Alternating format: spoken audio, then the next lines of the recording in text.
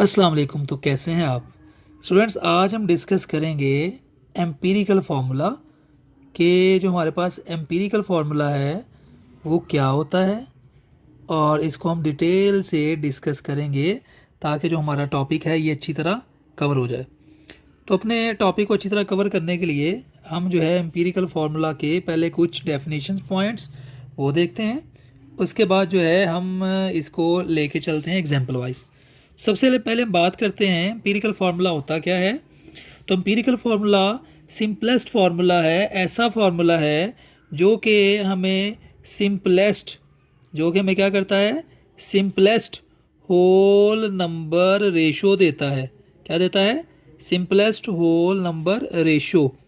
इसका क्या मतलब है भाई? डेफिनेशन तो हमें समझ आ गई। अब इसको हम लेके कैसे चलेंगे, इसको अंडरस्टैंड करने के लिए हमें एक कॉन्सेप्ट को समझना पड़ेगा। सपोज करें बेटा, हम एक एग्जांपल लेते हैं। उस एग्जांपल के अंदर हम एक कंपाउंड ले लेते हैं। फॉर एग्जांपल ले रहा हूँ। मेरे पास है एक कंपाउंड जिसका नाम है हाइड्रोजन परऑक्साइड। क्या नाम है उसका?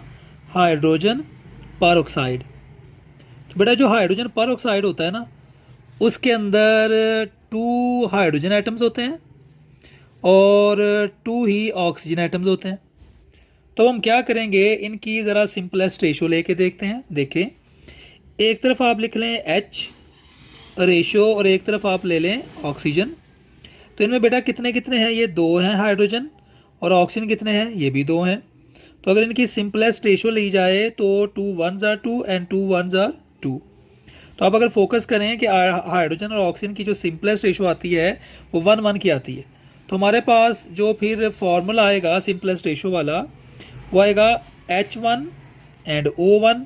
और हम केमिकल फार्मूले के अंदर H1 नहीं लिखते, 1 लिखते ही नहीं है, तो इसलिए हम इसको बना देंगे HO।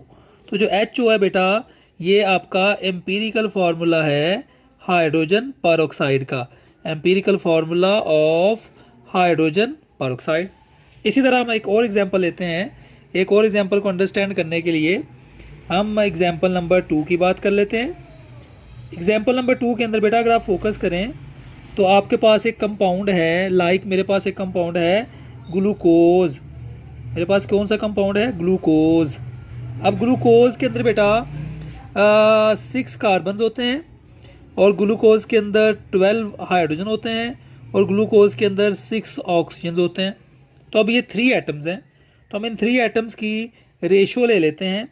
हम कार्बन लिख लेते हैं, carbon ratio hydrogen ratio oxygen. तो ग्लूकोज के अंदर 6 कार्बन है, 12 हाइड्रोजन है, और 6 ऑक्सीजन है। ठीक हो गया। अब इनकी सिंपलेस्ट रेशो लेते हैं। 6 1s are 6, 6 2s are 12 and 6 1s are 6। तो इनके पास जो सिंपलेस्ट रेशो आई है हमारी ग्लूकोज के अंदर एटम्स की, वो आई है 1 to 1। तो अब क्या करते हैं, हम इस फॉर्मूले को ड्रा कर लेते हैं। आप लिखेंगे C 1 है, हाइड्रोजन 2 है, और ऑक्सीजन 1 है।